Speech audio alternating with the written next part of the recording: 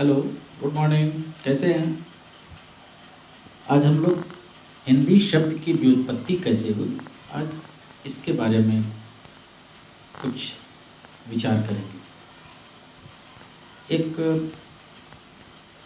धारणा है मेरे मन में, आपके भी मन में होगी, कि अक्सर हम लोग कहते हैं कि हिंदुस्तान विविधताओं का देश है और यह विविधता सिर्फ रंग, रूप, आकार, भाषा, संस्कृति, इन्हीं सब में नहीं दिखाई पड़ती, और भी चीज़ों में दिखाई पड़ती है। विभिन्न धर्मों, विभिन्न मतों के मानने वाले यहाँ एक साथ रहते हैं, मिलजुल कर रहते हैं। इतनी गहरी सांस्कृतिक एकता शायद ही विश्व के किसी और देश में आपको देखने को मिले। यहाँ एक बात उल्लेखनीय है कि हमारे देश का नाम भी विविधताओं भरा है। यानी एक नाम नहीं है हमारे देश का, हमारे देश के कई नाम हैं। उसमें से 2-3 तो आप अवश्य जानते होंगे, जैसे कि हमारे देश को भारत कहा जाता है, हमारे देश को हिंदुस्तान कहा जाता है, हमारे देश को इंडिया कहा जाता है।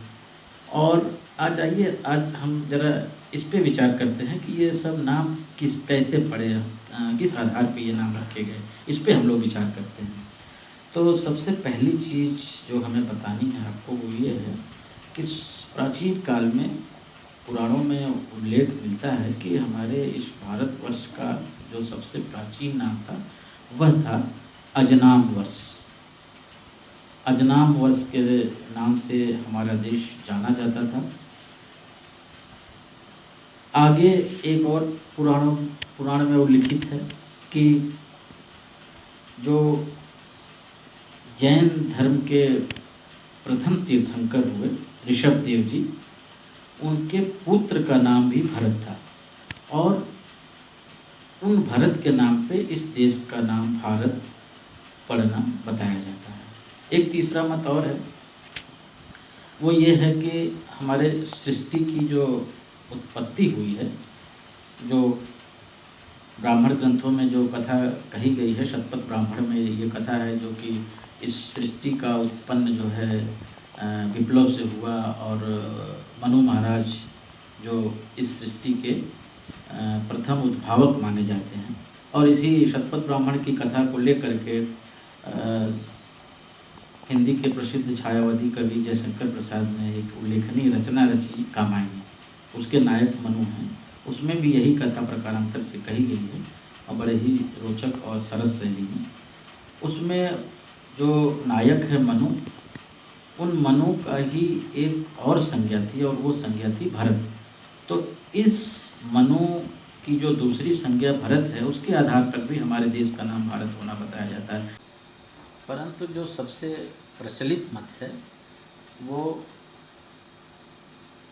हस्तिनापुर के राजा दुष्यंत और शकुंतला के संयोग से जो पुत्र उत्पन्न हुआ उनका, जिसका नाम भरत रखा गया था, उसके आधार पर माना जाता है। भरत जिसका पालन पोषण ऋषि के आश्रम में हुआ और उसके जो दोस्त थे वो भी जंगल के जानवर, वो सब उनके साथ खेलता था। एक फ़ोटो हम आपको दिखाते हैं भरत की, उस फोटो को देखिएगा जिसमें बालक भरत शेरों के साथ खेल रहा है और शेरों के मुख में हाथ डालकर उनके दांत गिन रहा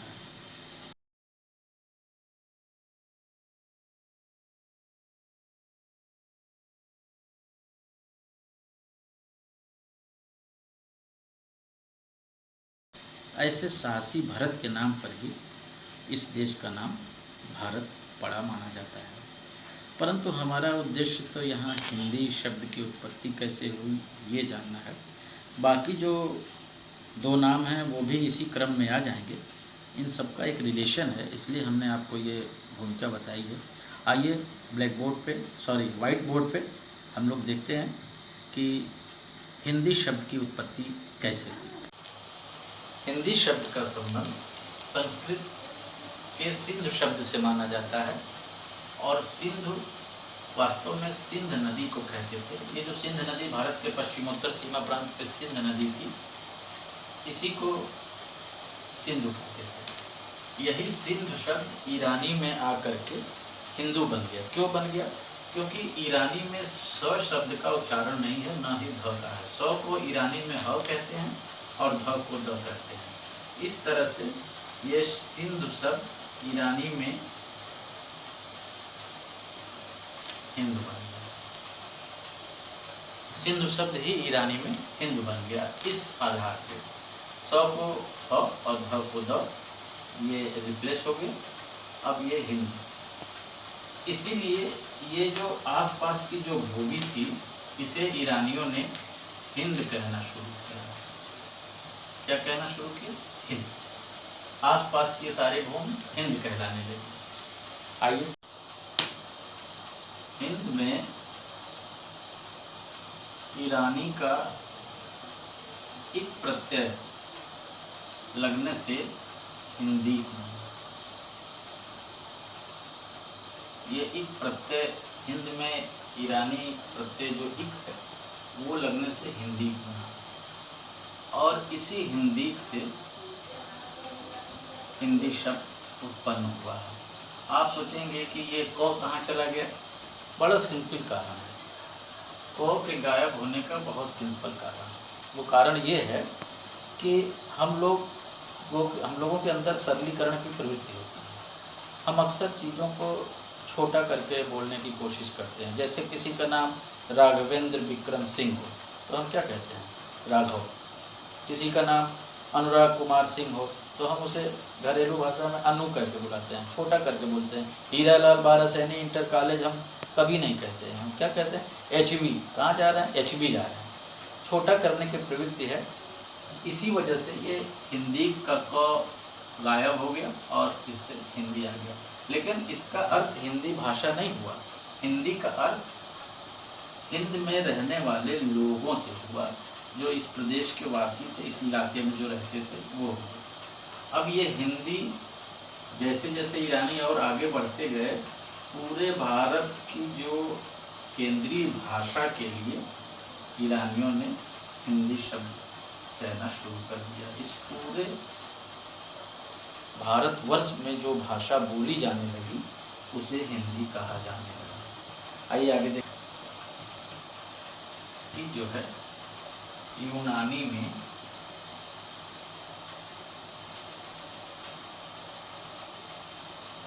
हिंदी या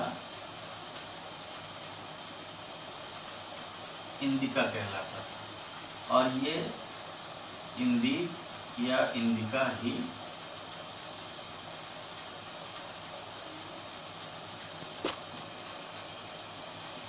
अंग्रेजी में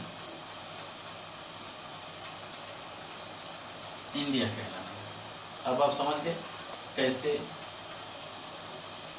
भारत का नाम इंडिया कैसे पड़ा? हिंदी से हिंदी बना, हिंदी से इंदिका, इंदिक या इंदिका बना और फिर इसी इंदिका से इंडिया बना। ये जो भारत का एक और नाम है इंडिया। इस प्रकार हिंदी की व्युत्पत्ति को अगर हम सारांश रूप में देखें तो इस प्रकार कह सकते हैं कि संस्कृत सिंधु से उत्पन्न हुआ है। सिंधु सिंध नदी को कहते थे।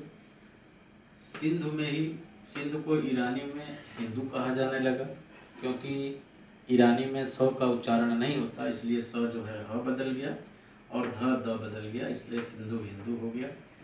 इस हिंदू शब्द से ही हिंद निकला और ये हिंद पूरे सिंध प्रदेश को कहते थे।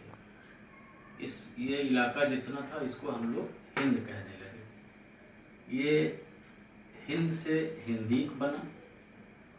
हिंदी हिंद में ईरानी इक प्रत्यय जोड़ने से बना और इसका भी अर्थ ये हुआ कि सिंध प्रदेश के वासी, ये पूरा सिंध में रहने वाले लोग हिंदी का ही सरलीकरण हुआ तो हिंदी बन गया। और इस हिंदी का अर्थ हिंदी भाषा नहीं हुआ अभी, इस हिंदी का अर्थ हुआ हिंद का। ये विशेषण है किंतु भाषा के अर्थ में संज्ञा हो गया है। ये एक वीडियो आप देखिए, उससे आपको ये समझने में आसानी होगी कि इस हिंदी का क्या मतलब हुआ यहाँ पे। ये वीडियो जरा देखिए ध्यान से।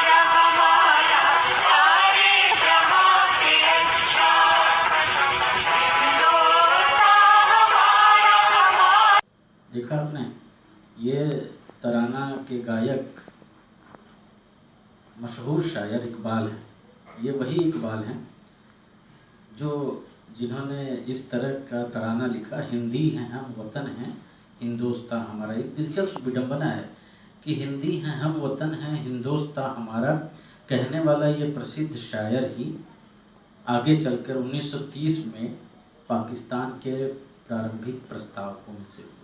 यानी कि पाकिस्तान शब्द की रचना करने वाले सबसे पहले व्यक्ति यही इकबाल बने, जिन्होंने कभी ये गाना गाया था कि हिंदी है हम वतन हैं हिंदोस्तां हमारा।